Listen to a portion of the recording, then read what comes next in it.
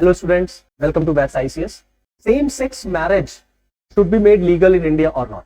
आज के इस वीडियो टॉपिक में हम लोग इसी पर डिस्कशन करेंगे और जानने की कोशिश करेंगे कि पूरा मुद्दा किस तरीके से चर्चा में आया और ये क्या सुप्रीम कोर्ट और भारत सरकार के बीच में तनातनी और खींचतान चल रही है। तो एक्चुअली में फ्रेंड्स, सेम सेक्स मैरिज पर आजकल हमारे देश में बहुत चर्चा हो रही है कि भारत सरकार को, गवर्नमेंट ऑफ इंडिया को कई वेस्टर्न कंट्रीज को कॉपी करते हुए इंडिया में भी जो है होमोसेक्सुअल रिलेशंस को या मैरिजेस को जो है वो परमिट कर देना चाहिए।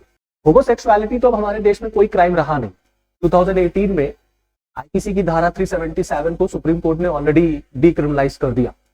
तो क्या होमोसेक्सुअलिटी, सेम सेक्स के लोग एक साथ रह सकते हैं, सेम सेक्स के लोग एक साथ रिलेशन में जा सकते हैं, तो क्या शादी भी कर सकते हैं, क्या वो बच्चे भी अडॉप्ट कर सकते हैं, क्या वो एक फैमिली जनरेट कर सकते हैं?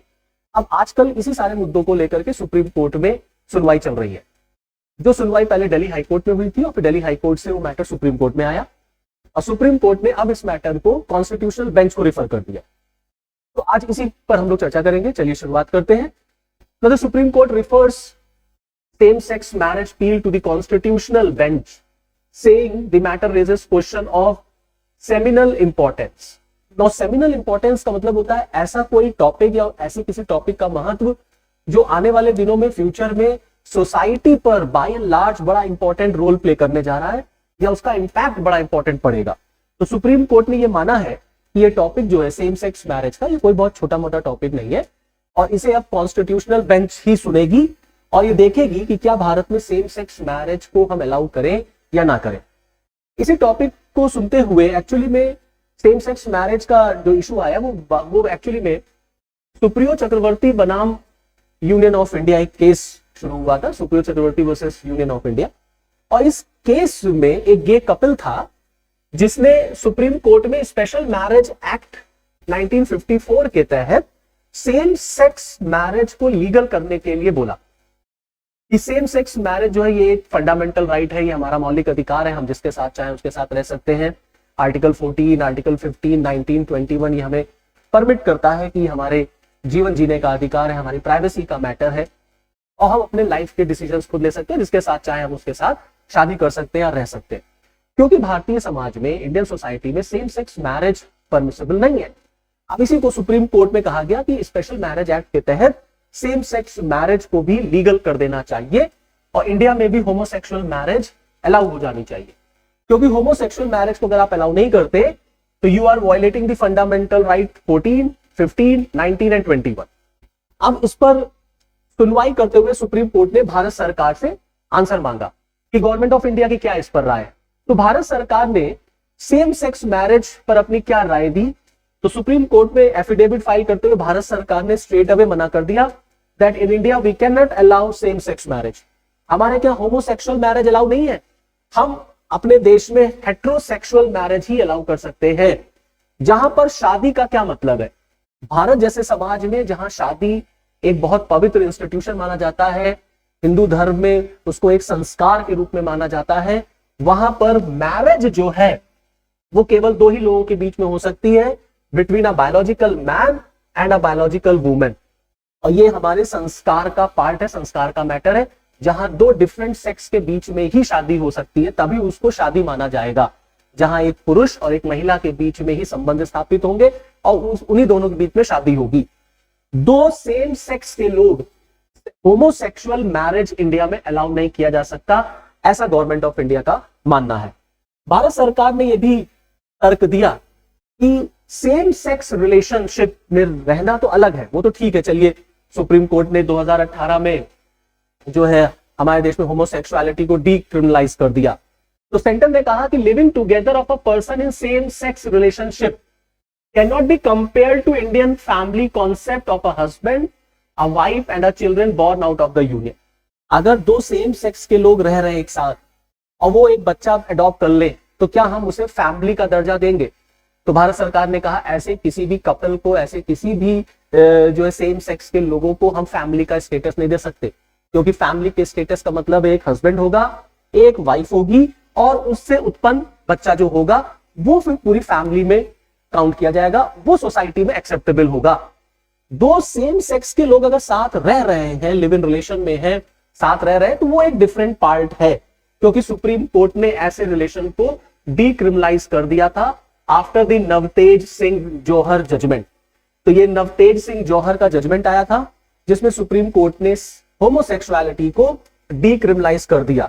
And Navtej Singh Johar judgment can not give rights to a claim to seek legal recognition for such relationship as a marriage. और इस आधार पर कि क्योंकि अब हमारे देश में होमोसेक्सुअलिटी क्राइम नहीं रह गया, तो अब हम होमोसेक्सुअल मैरिज भी कर सकते हैं, होमोसेक्सुअल मैरिज रिलेशनशिप भी डेवलप कर सकते हैं। तो कोर्ट ने कहा कि इस जजमेंट के आधार पर, इस जजमेंट को बेस बना के ऐसा कोई क्वेश्चन जो है वो पुटअप नहीं किया जा सकता, क्योंकि इसका समाज पर, सोसाइटी पर बड़ा इंपॉर्टेंट इंपैक्ट पड़ेगा। ये सोसाइटी में गलत ट्रेंड स्टैब्लिश करेगा, ये समाज में अच्छा एग्जाम्पल नहीं सेट कर सकता। जहां तक बात रही फंडामेंटल राइट्स के वायलेशन की, तो सुप्रीम कोर्ट ने साफ साफ कह दिया that no fundamental right in part 3 of the constitution are violated due to the non recognition of same sex marriage. अगर हम सेम सेक्स मैरिज को रिकॉग्नाइज नहीं करते तो संविधान के भाग 3 में दिए किसी भी फंडामेंटल राइट का वायलेशन नहीं होता, क्योंकि जो एप्लीकेंट्स थे उन्होंने फंडामेंटल राइट के वायलेशन का ही आधार बनाया था। तो कोर्ट ने कहा कि कोई भी फंडामेंटल राइट वायलेट नहीं हो रहा है। Even the court said that non recognition of same sex marriage does not violate article 15 because no gender discrimination is there. क्योंकि कोर्ट में जब दलील सुनी गई चली तो ये कहा गया कि ये जो आप होमोसेक्सुअल मैरिज को आप अलाउ नहीं कर रहे हैं, सेम सेक्स मैरिज को, ये आर्टिकल 15 का वायलेशन करता है। क्योंकि वहां तो कहा गया है कि जो राज्य जो होगा, state shall not discriminate on the basis of religion, race, caste, sex and place of birth.